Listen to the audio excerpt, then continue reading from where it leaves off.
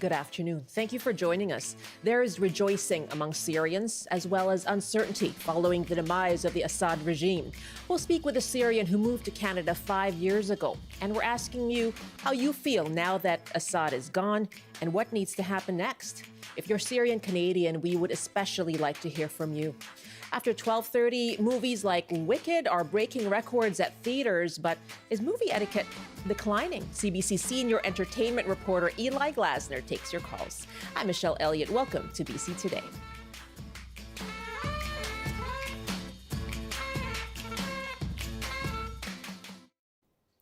After a decades-long brutal grip on Syria, the Assad family rule has come to an end, and dictator Bashar al-Assad has fled for Russia.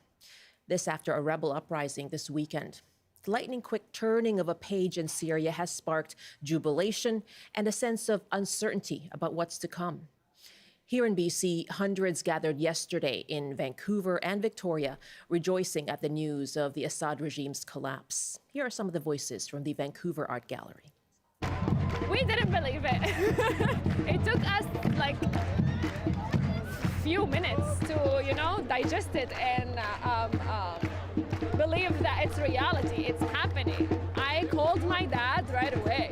And I was like, the Assad's gone. So it's very overwhelming, actually. It's confusing, overwhelming, and very exciting to see Syrian people after 14 years of oppression, torture. Hopefully we'll be able to navigate this to build a democratic country for Syrians. The mood is happiness, victory, and blessed. We're asking you, how do you feel about the collapse of the Assad regime in Syria? And what do you want to see happen next in a post-Assad era? If you have ties to Syria, we would especially like to hear from you. Many have come as refugees to Canada, and we're going to hear from one of them in a moment. You can give us a call, 1-800-825-5950, 604-669-3733, pound 690 on your cell phone. You can also email bctoday@cbc.ca. I'm joined today by Nedal Aedine. He came to Canada 5 years ago in 2019 as a Syrian refugee and lives in Vancouver. He's a human rights activist and also the co-founder of the White Helmets, a volunteer rescue organization in Syria.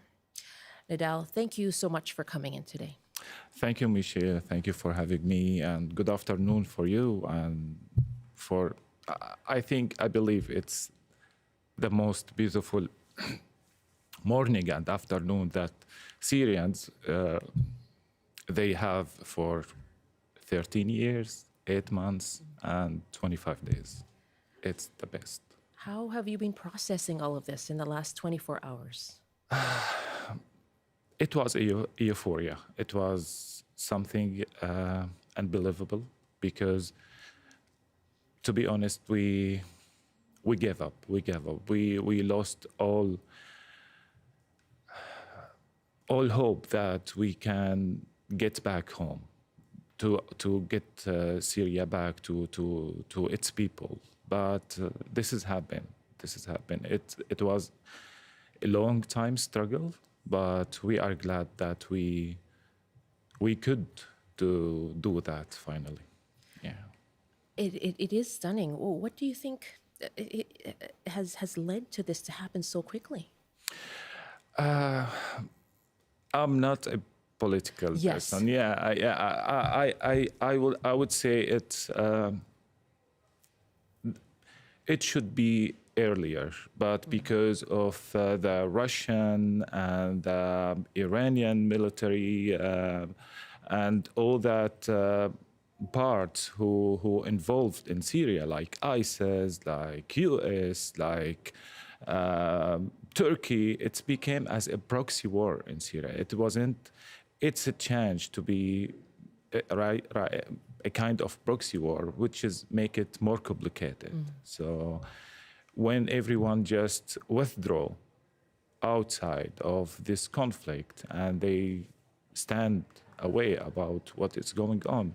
So that's it. It's happened. It was 12 days. That's it. You were involved in, you co-founded the White Helmets, which has been known worldwide as a rescue organization in Syria. What was it like to leave and to come here in 2019 for you? Honestly, it was about hope, because when I left in 2019, when the home city and countryside, when the regime take control about my city. So at that moment, I felt, okay, this is the end for me. I can't do it anymore. I was very close to lose myself, because I was in very bad situation, mentally, physically. Dealing with victims every day, it's very harsh. It's very tough. It's make your life difficult, not just for your life, your family life. Everyone around you will suffer about that. May I ask you what it was that really was so difficult about life there, if you can share? Again, for me, I was away from my home. I was just waiting the day that I could back home, because I connected there. Everything I had earlier, it was there. So my clinic, my business, my family, my memories, my sport club, everything for me was there. And I reached a point, I said, okay, it's a time to give up, because I couldn't handle that anymore. So, having gone from that, what is it like for you to see the scenes out of Syria, out of Damascus right now? I'm so happy. But again, it's mixed emotion. I'm happy. I'm scared about the future. I feel this is the starting point. We just begun. We are not finished about what we did in 2011. We just begun. We waiting for this moment for more than 13 years, and we reached this moment, and we need to work from this moment for the future, to build the future. Honestly, people say we need to rebuild Syria.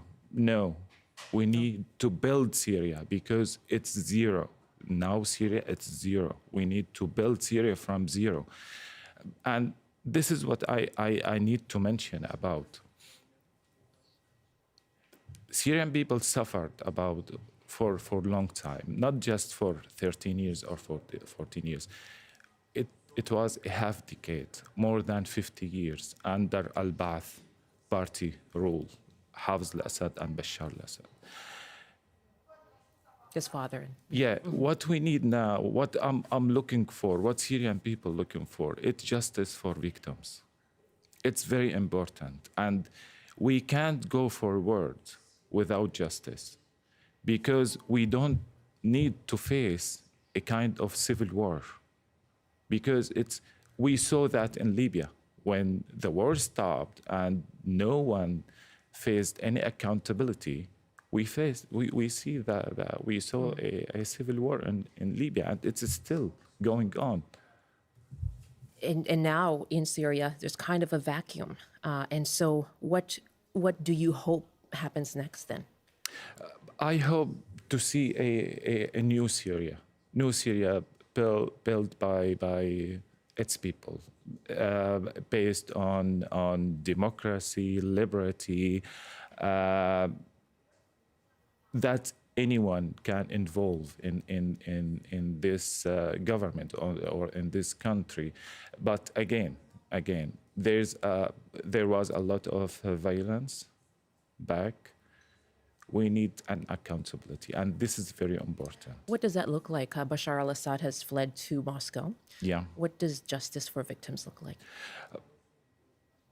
We are working on this file. The Free Syrian Lawyer Association.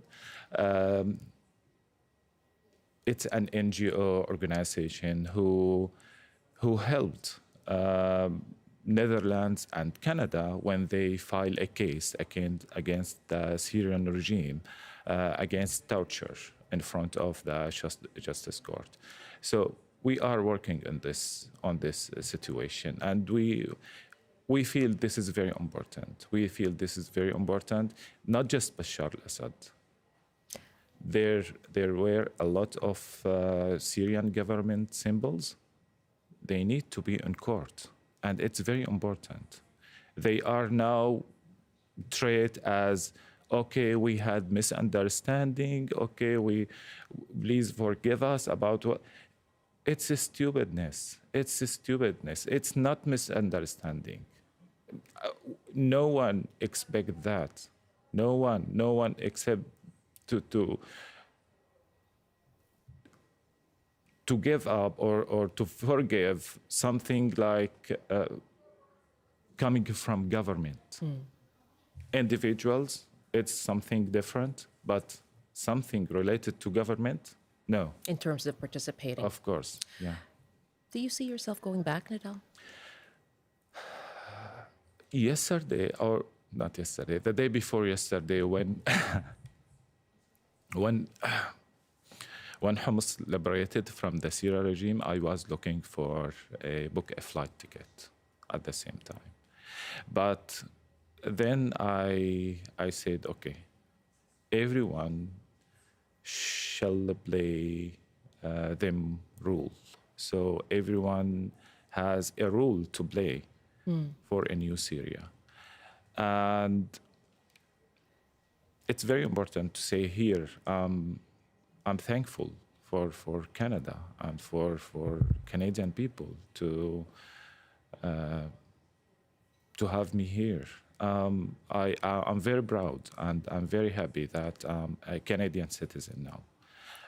Yes, Yeah. you just recently. Yeah, it was recently, and I'm so proud about this because I was looking for home for a long time, and I feel Canada it's home for me, but still, Homs, my city, and Syria, it's my first home. So yeah. You'll see what role you will play. Honestly, of course. Now I'm looking for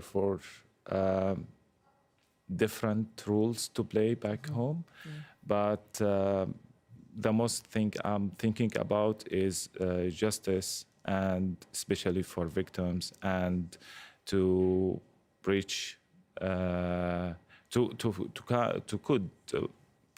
to reach a free Syria and democracy Syria, and we don't need after this happiness and euphoria to go back again to bad situation. It's really good to speak to you today. Thank you so much for sharing Thank your you. thoughts. Thank you for having me, Michelle. Thank you so much. That is Nedal Aedine. He came to Canada in 2019 as a Syrian refugee, is now a Canadian citizen in Vancouver, and he's the co-founder of the White Helmets, and that's a volunteer rescue organization in Syria, and he's now a human rights activist. And we are taking your calls. How do you feel about the collapse of the Assad regime in Syria? And what do you want to happen next in a post-Assad era? Our number is 1-800-825-5950, 604-669-3733. You can hit pound 690 on your cell phone. You can also email bctoday@cbc.ca. Joining me now is Federico Manfredi Firmian. He's a lecturer in the Faculty of Political Science at Sciences Po Paris University in Paris, France. He's also the author of the forthcoming book, War in Syria and the Middle East. Good afternoon. Thank you for joining us. Good afternoon. Thank you for having me. What goes through your mind listening to Nedal? It's he made some very touching statements, and I think they speak to what many Syrians are experiencing these days. The prospect of returning to a country finally free from the rule of Assad.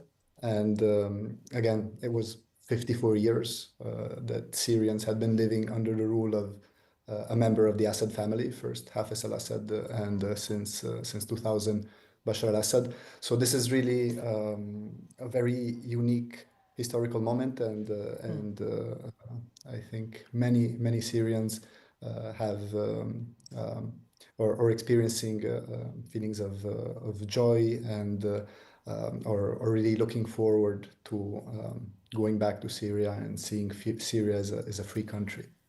And there is that certainty right now, as to how it will get there. What are you watching for in these hours and days? So it's it's a very uncertain time. A lot is happening, and the developments in Syria are taking place very quickly. I think a major concern is what shape the new Syria will take, and we have seen that the rebel offensive that resulted in the collapse of the regime was led by Hayat Tahrir al-Sham, or HTS, which is a US designated terrorist organization that was once part of the Islamic State. It was once formally affiliated with Al-Qaeda, and in recent years refashioned itself as a more of a Syrian nationalist rebel organization without ties to foreign jihadi organizations, and yet that past, I think, is still relevant, and I think we should be wary of this organization trying to monopolize power. And we've seen its leader, known until recently as Abu Muhammad al-Julani. Now he goes by his real name, Ahmad al-Shara. He's been speaking in the language of institutions, the language of compromise, and he's been trying to project an image of moderation. And this has been the case for a few years. But again, I think the international community should be very cautious. I think this is a key moment, because it will determine the shape of the new Syria, and the people that manage to position themselves at the top of the new system now will likely remain there for some time, and they will shape what the new Syria will look like. My guest is Federico Manfredi Fermian, a political science lecturer and studies the war in Syria and has a forthcoming book about this issue. Let's take some calls now, asking you for your thoughts, your reaction. How do you feel about the collapse of the Bashar al-Assad regime, and what do you want to see in that post-Assad era? Sally is joining us from Richmond. Hi there, Sally. Thank you for calling. Hi, Michelle. How are you? I'm so excited about speaking with you, because after 3 or 4 years, it's the first time to speaking in a live radio program, because I was a journalist. So it's a very emotional moment for me. Thank you for having me. Thank you very much for calling. Where did you work as a journalist, Sally? I was a Kurdish journalist in Iraq. So, yeah. I'm from Iraq, but my nationality, I was a Kurdish. Yes. What has been going through your mind then in the past few days? Actually, it was I was so happy, and I am big nervous right now. I'm happy because I am witness to collapse one of the dictator in the Middle East. So it's very, very good news. But in another hand, we are so nervous about the future of New Syria and future of Kurdish community in Syria or in Iraq. Because if you remember the last time when ISIS attacked Syria, after a while he attacked our city in Iraq as well. He fight about 1,000 in our military. So we are not sure about the future, especially when the group led by one of the wanted person. Jolani, he was a Qaeda, he was a terrorist, he was wanted by. This is the rebel leader, yeah. Yeah. He was a wanted person by U.S. So I'm not sure about what is going on in the future about Kurdish or about Syria. Syria, it will be the new ISIS or new Qaeda country, or it will be the democracy country in the Middle East. It's so important for us, especially Syria. It's a long. We have a long neighbor with Iraq and with the Kurdish. Right now, we are speaking together. You know what's going on in Syria? They bombed in a Dimashq. Dimashq is one of the important Kurdish cities.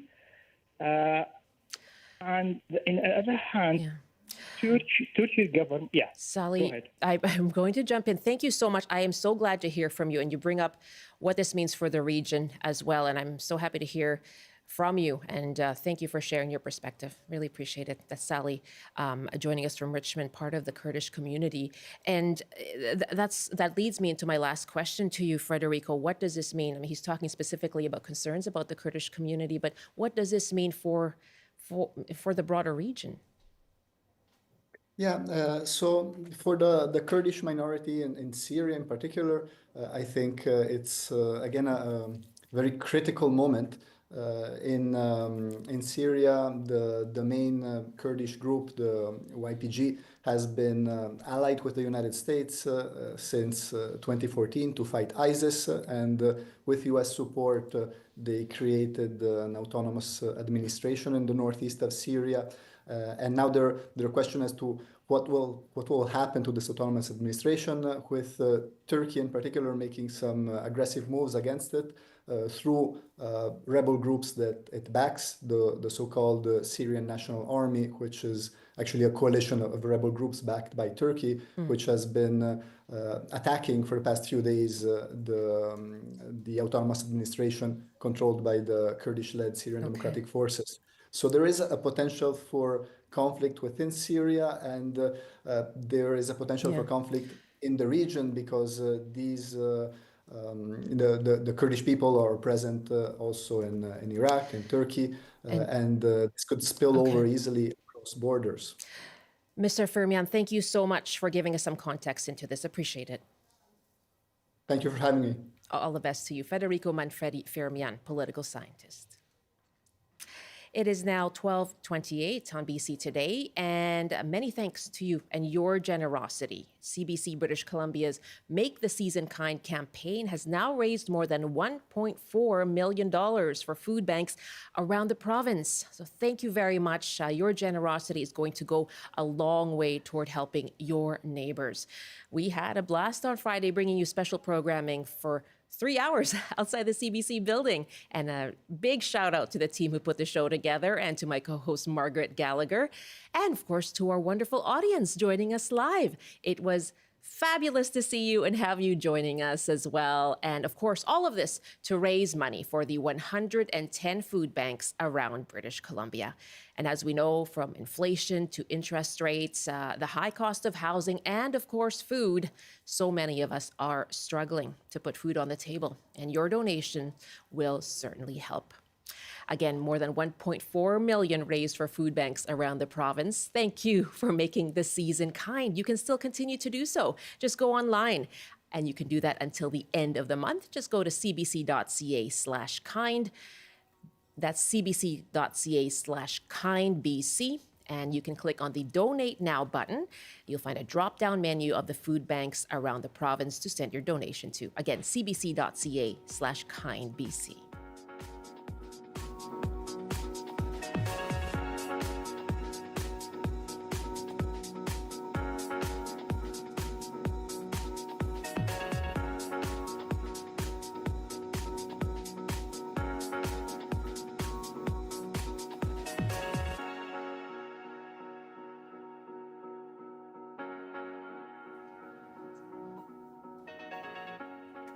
This is BC Today here on CBC, live on Radio 1, CBC Television, and live streaming as well on our website, cbc.ca/BC, on the CBC News app, and on our streaming service, CBC British Columbia.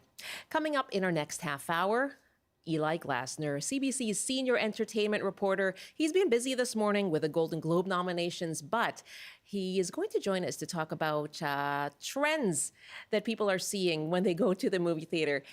Turns out etiquette has kind of gone down. So we want to hear from you if that's something you've observed. What do you think is behind it? And you can share your biggest pet peeves when you go to the movies. Give us a call. And that's in just about 4 minutes from now. Right now, here's a CBC News update for 12:30. And here's Rob Zimmerman.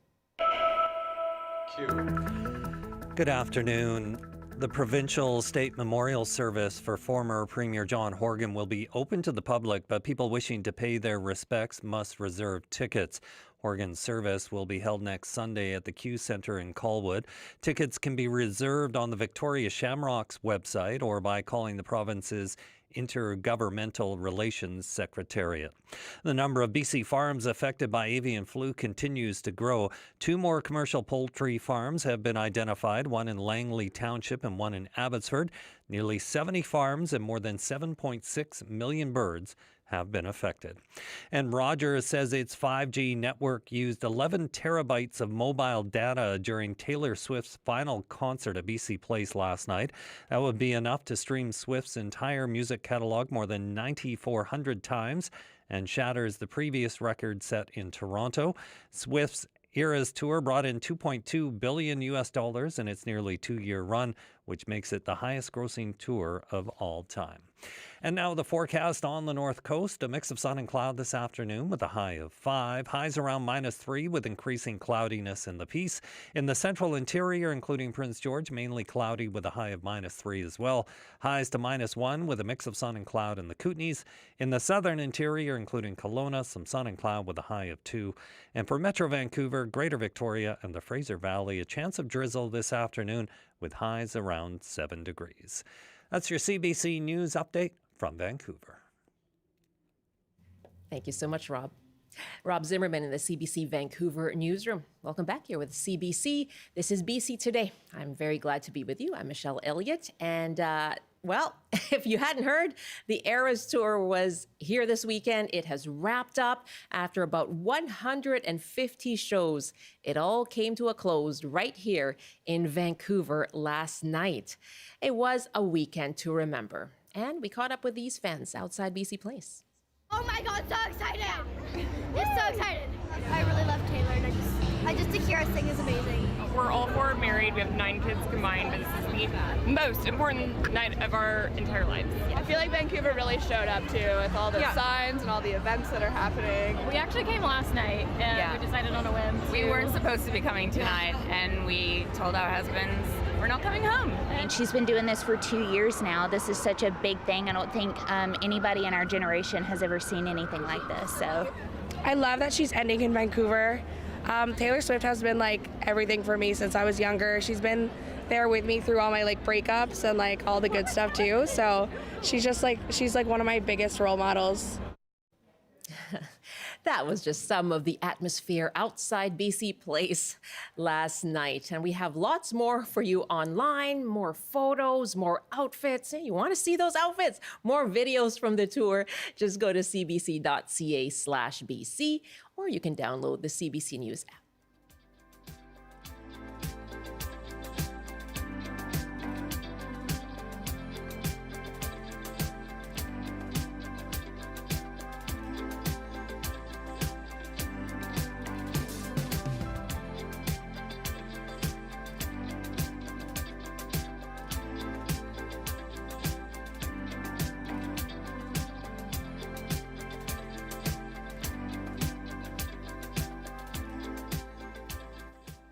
12:34 now Pacific time. You're with BC Today. Well, the movie adaptation of the hit musical Wicked has been breaking box office records, garnering rave reviews, spawning endless social media memes. But some moviegoers are getting some not-so-rave reviews for defying movie theater etiquette, in particular singing along loudly in the theater, but for other things too. We're asking you, are you seeing a decline in movie theater etiquette? Why do you think that is? And what are some of the pet peeves that you have among your fellow movie fans? You can give us a call, 1-800-825-5950, 604-669-3733. You can hit pound 690 on your cell phone. If you'd like to email us, we're at bctoday@cbc.ca. And joining me now to take your calls and to tell us what people have been saying about this is CBC's senior entertainment reporter and screen time critic, Eli Glasner. Hello, Eli. Hey, Michelle. You have a busy day. You're fresh from the Golden Globe nominations as well. Yes. Oh. Yep. With lots of lots of movies, lots of names, lots of things changing in the award season math this morning. So it's all good. It's all good. And Wicked has been nominated as well, right? Yeah, good morning for Wicked. I believe I heard about Cynthia Erivo and Ariana Grande, and I'm sure they got a couple of songs in there. Nothing for the director, I believe, which is kind of a surprise, John M. Cho. But this is just the beginning. Trust me, we are going to be talking about Wicked in terms of awards season potential for a little while now, I think. Well, I mean, it's certainly a lot of hype leading up to it. But I mean, from your perspective, did it deliver? You know what? I was just happy that we got a full-on, unabashed movie musical, and to see that in a theater with the fans where people could barely contain their joy. And, you know, I mean, I could complain about like some things about the lighting or whatnot, but the music and the performance of those musical sequences, really innovative, amazing energy. So that you know, if you don't get chills when you watch Cynthia belt out Defying Gravity, you gotta take your pulse there. Oh, people are making space for that. Okay, so talking about barely containing themselves, apparently they are not. Tell me about some of the behavior that people are exhibiting and maybe others are not so excited about. So the first thing was the whole issue of whether to sing or not to sing. So this is a musical that is 20 years in the making, from its inception on Broadway to where we are now. And you have all those theater kids and their theater kid energy, and they're going to the theater and they want to join in. But you know, this isn't Rocky Horror Picture Show. You know, this isn't The Sound of Music. And even before the movie premiered, there were already people online saying, like, I want to see Cynthia. She is amazing. I want to hear that voice soar. I don't want your version. I want to hear Defying Gravity the way it was meant to be heard, not someone behind me mumbling the words. And so not only was there the issue of people singing along, but there were actually signs in front of some theaters, mainly United States, where they basically said, please don't sing. But, you know, Cineplex was smart, and I think some of the other movie chains, there will be, if you want to sing, that's okay. You just have to pick the right screening. So there is going to be a singing encouraged sing-along screening for Wicked, with I think the words displayed on screen. So they're trying to channel that energy to the appropriate venue and location. That unabashed theater kid energy. Yeah.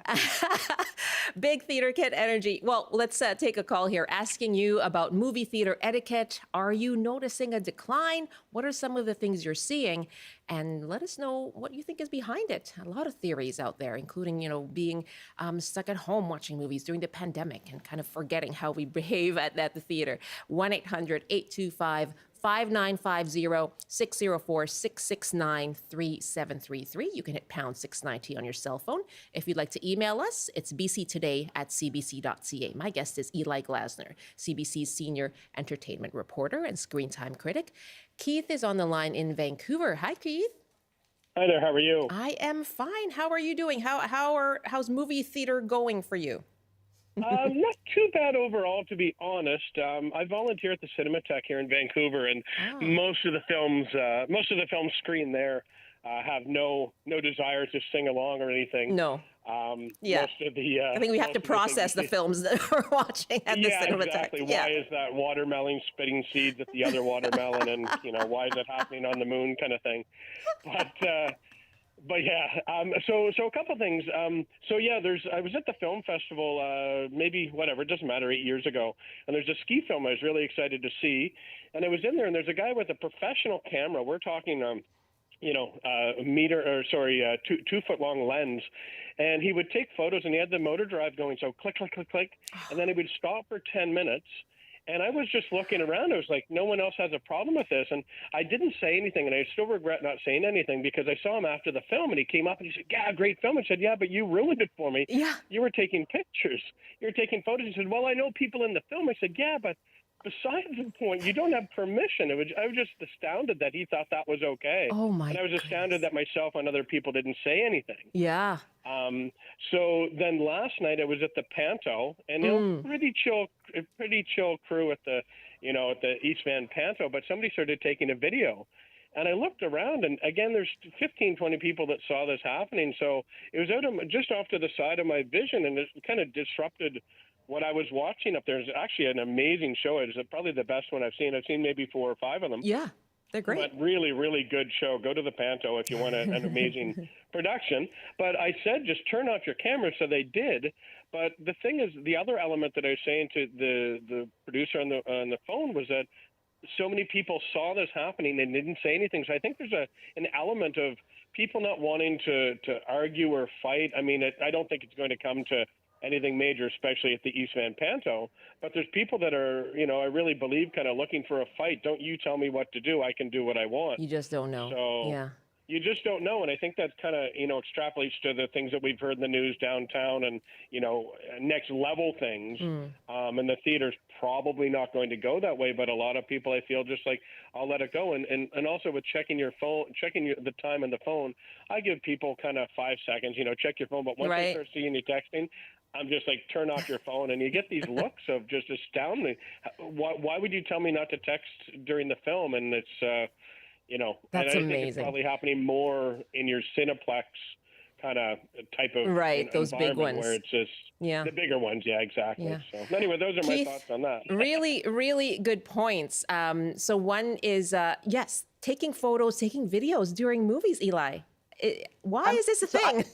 So it is a major thing. And it's really interesting in that you basically, like, a lot of the theaters, they want the new generation, the younger generation, to come back to the movies because movie attendance isn't what it used to be. Right. But as I was talking to one of the vice presidents of Cineplex, the way that the younger generation express their joy and want to show other people that they're at the movie and they're seeing this movie, and maybe if they like the movie, is literally by taking videos, taking pictures, taking videos. There was a meme where people were all sharing the opening credits of Wicked, and that meant that they were taking pictures inside the movie theater. Ryan Reynolds from Vancouver, there were tons of videos of Deadpool versus Wolverine, of showing those climactic moments, showing the energy inside the theater is great, but that also means that someone took their phone out and photographed the screen. And the thing that really surprised me when I was reporting on this is that Cineplex says they're not going to patrol things with ushers. You cannot expect to have an usher in the movie theater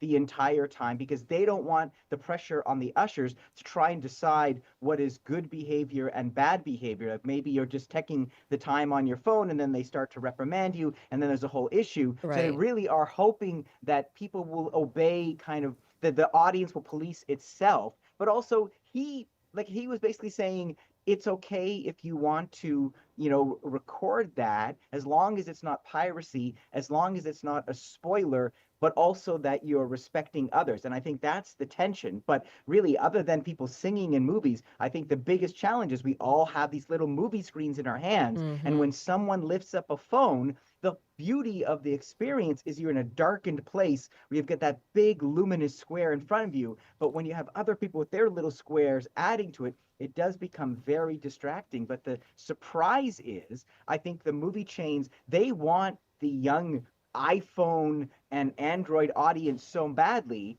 that they're willing to contend with some of that because they're hoping that that's the audience's way of sharing their joy, saying, I was here. Look, I'm watching Wicked. You can see it on my Instagram. Yeah, exactly. At Cineplex or whatever. Yeah. But I wonder, because I take selfies. I took a selfie at the Barbie movie before everything started because I wanted to show we were all wearing pink. But yeah, before everything starts, I mean, that just seems like that should be the unspoken rule. The smart thing is, and you will see this increasingly, like, it's interesting, at screenings now, you're finding it's a mixture of influencers and film critics. So you get the film critics, but you also get the influencers. And it's a different kind of audience, maybe less critical, a good way to put a megaphone on the movie you want to share. But what they're doing, which I think is smart and would solve that problem, you'll see kind of stand-ups and certain kind of attractions outside the actual theater so that remember the pink booth that you could stand in for the Barbie movie, right? Yeah, That's a yeah. perfect example where you can pose in that before the movie. It looks like you're a doll in a toy box. It's a great Instagram moment. It's a great shareable moment for an influencer. And then you can go inside and let everyone enjoy the movie together. So I am increasingly seeing a lot of these posters and attractions in the lobby where you can pose next to Tom Cruise or something that's interactive that is good for photos. Yeah. So maybe you get that out of your system before you actually go inside so we can all enjoy the film. Exactly. You get those selfie jitters out. We have an email from Catherine who writes, etiquette has completely gone downhill. I brought my 3 kids to a movie a few weeks ago. We sat behind 4 young adults, 3 of whom would scroll through their phones. One even answered 2 calls. I asked them 3 times to shut off their screens. These are grown adults. I can tolerate kids chatting about the movie. I think it's cute, honestly. But screens on in a movie are absolutely unacceptable. I wish theaters would do a better job of curtailing that. I've been in the audience of live theater where attendants would come by and ask people to shut off screens. I wish they'd do something like that in movie theaters. Going to the movies, is not a cheap outing. I might as well wait a few weeks to watch it in the comfort of my home and not have to worry about distracting screens popping up in front of me. Really good point there. You've paid for this experience.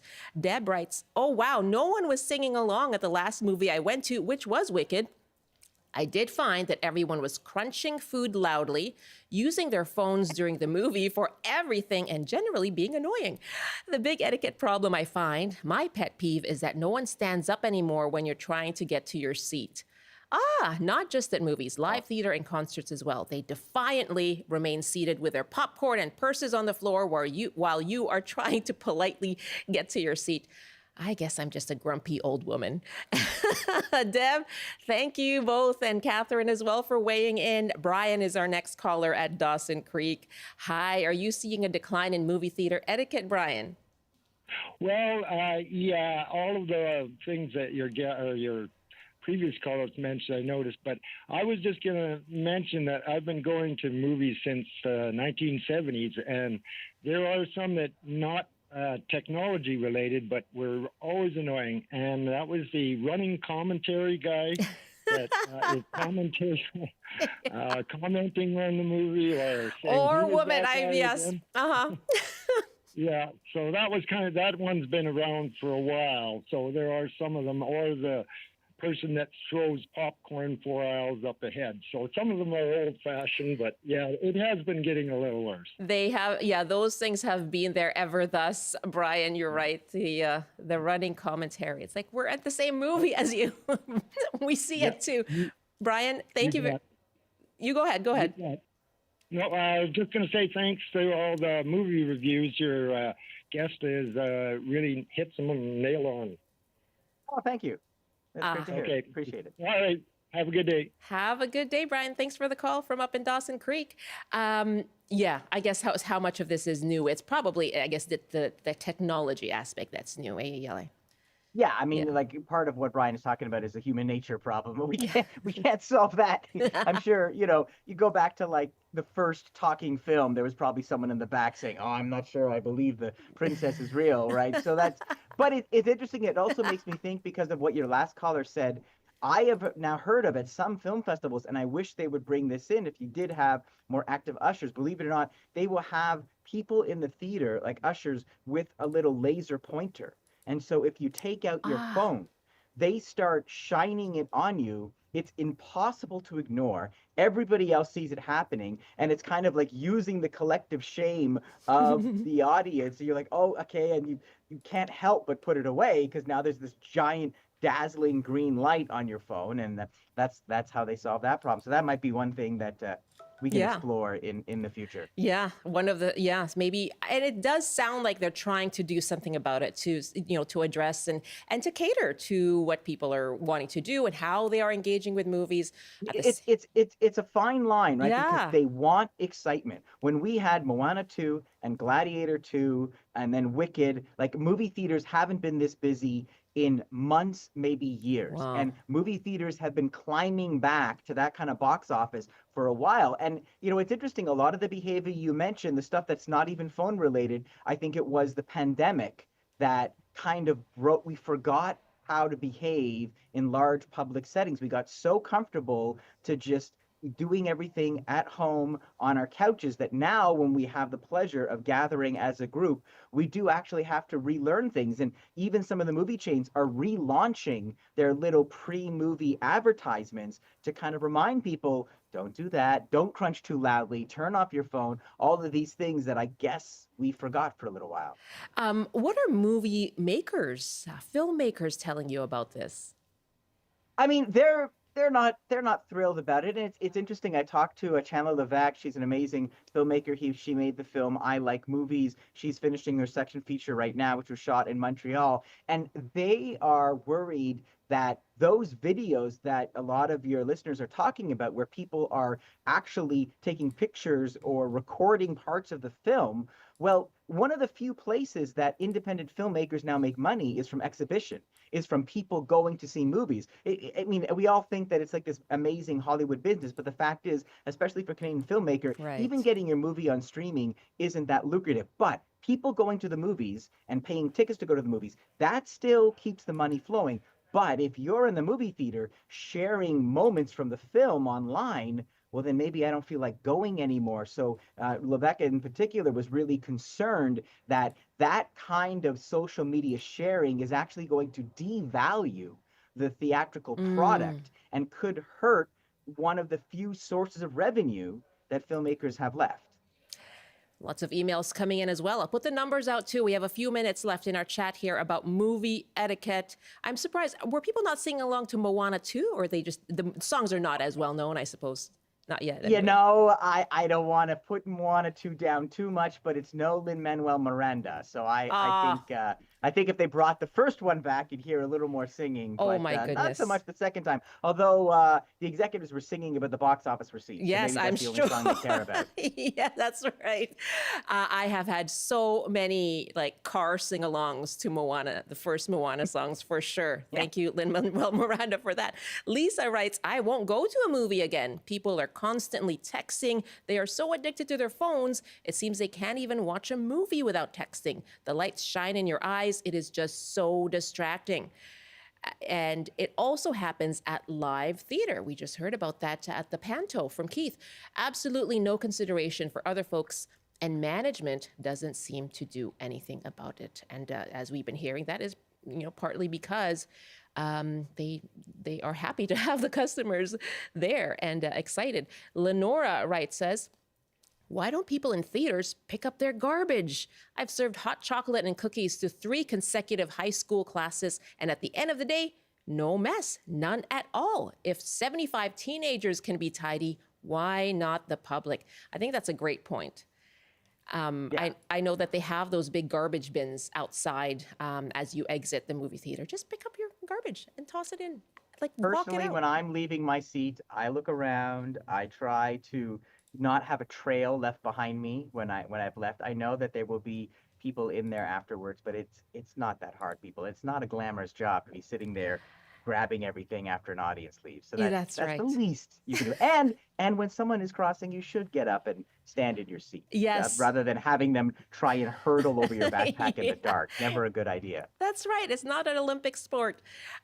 Joanne writes from Victoria, we haven't been to a theater since 2019, so I'm not sure I will have a go. Saying that I've been watching for Rewind. In case they feature an old Christmas movie, It's a Wonderful Life, or Scrooge, or Miracle on 34th Street. Those are certainly going to be viewed and watched over the holidays. Joanne, thank you very much for that. So, Eli, what are your tips then? I know, so there are going to be designated sing-along screenings for Wicked, but what are the tips that you have? You know, holidays are a big movie-going time. Any tips for our audience? Well, I mean, so there's a couple of things. It's interesting, like in the United States, there's a theater chain called the Alamo Theater Chain where they have a very strict policy. They bring you food to your seat. It's a wonderful experience, but they have like a 3 strikes thing. And if you speak out, they will actually escort you out of the theater. So if you're a real movie buff and you get a chance to go to the States in LA or, some of their other locations, try that. For in Canada, I mean, as a group, we should, look at your phone before, then put it in your pocket. The reason that movies are special is that it's one of the few places I can think of where all of us are together in the dark, a group of strangers, but we're all on the same journey together. We're getting scared, we're laughing, we're hoping for the best, we're worried what's going to happen to that character on the screen. And yes, I mean, it's sad to hear your listener talk about being at home and staying and not watching movies after 2019, because she's letting go of such a special experience. When you go see these stories in the dark, I feel like the emotion, the experience amplifies what you're feeling because you hear other people reacting around that. So if you are rude, if you are thoughtless, if you are selfish, then you are ruining that experience. So don't use your phone, be respectful, keep your comments to a minimum. In terms of practical tips, I mean, the theaters will say, like, if it is an issue, you're not on your own. You can step out and go get an usher, and they will be happy to resolve it. So it doesn't mean that it's just the wild, wild west out there. They're just not going to have ushers in theaters as a matter of course. So worst comes to worst, you can go get help, and someone can come into the theater. The other thing I would suggest is that if you have the time and you're lucky enough, then you might want to prioritize one of the smaller theaters, like one of the VIP experiences, where it's a smaller crowd, and I think there's a lesser chance of disruption. And let's all hope for the best and celebrate this wonderful thing that we can enjoy together. And your phone will still be there afterwards. it's I promise you can type all your comments, you can share all your videos. Eli, thank you so much. You're welcome. Great to talk to you. Eli Glasner, CBC's senior entertainment reporter and screen time critic. Eric writes, my wife and I attended Wicked in a theater in London, UK 10 years ago. My wife pulled out her phone to take a selfie and she was told immediately to put her phone away. I believe we need to stop passing the buck for poor behavior on the pandemic. It was a small 2-year blip in the entire scheme of things. Thank you very much. I hope that you enjoy the movies you go to.